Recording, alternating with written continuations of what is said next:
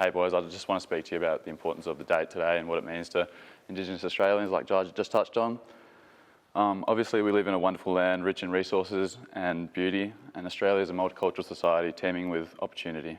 It should be celebrated by all, young, old, white, black or other, but unfortunately today's date is not a date of celebration for all 26 million of us. For Aboriginal and Torres Strait Islander people, it's a day of mourning. Just quickly, can anyone put your hand up if you know the significance of today's date? Cool. For most of you who don't know, I'd like to take you through a brief history lesson, and for the few boys that do, bear with me.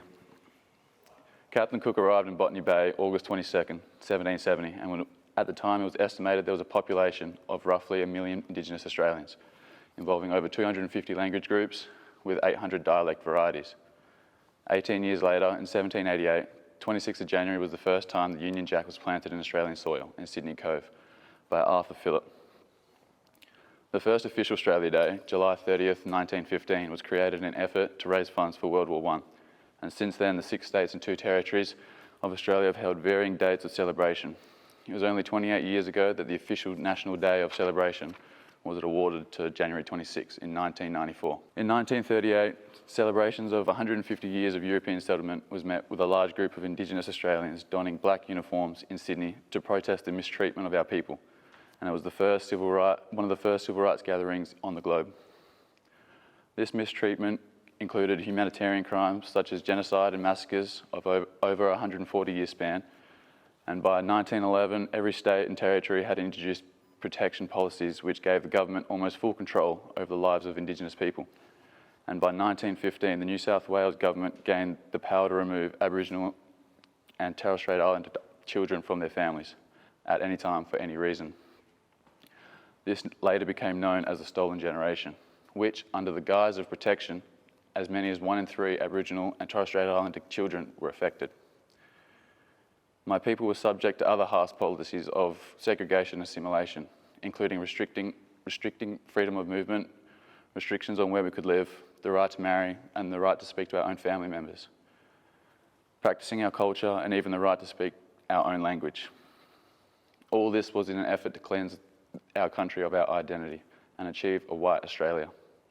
And by 1900, the Indigenous population had been devastated and was estimated to be only 100,000. Now, I know many of the dates that I just mentioned weren't in our lifetime, but this isn't all ancient history. My grandmother grew up on a mission outside of a town southwest of Perth during her childhood, and her father, my great-grandfather, had to sign a legal document swearing not to speak his natural tongue or practice his culture and would identify as a white man. And he was much, much darker than me. All this just so he could go into town to purchase basic necessities like food and health provisions. My grandfather wasn't born in a hospital, not even in town. He was born under a tree which still stands outside of Doodlakine, WA. My grandmother was directly affected by the Stolen Generation, only just meeting her sister a few years ago, before COVID, after she was stolen from the family home at age of 6. My grandmother is now 65. The continued effects of colonial violence and oppression remain today, as Indigenous Australians make up just 3% of Australian population. Yet we have the highest rates of suicide, imprisonment, and deaths in custody. I'm 16.5 times more likely to die in police custody than you are, which still isn't considered a national priority. We're still fighting for land rights and protection against the government that allowed a 45,000-year-old sacred site to be destroyed. We are the oldest living known culture in the world of over 60,000 years. Yet in school, I learned more about Captain Cook and early settlement than I did my own culture.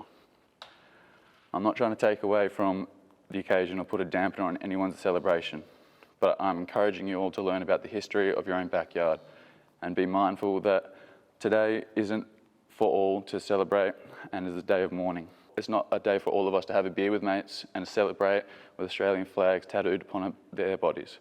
For many, as I said, it's a day of mourning of the genocide and massacres of Indigenous people and the confiscation of our lands and culture. So please understand and be sensitive if you don't see me celebrating today. Thank you for listening.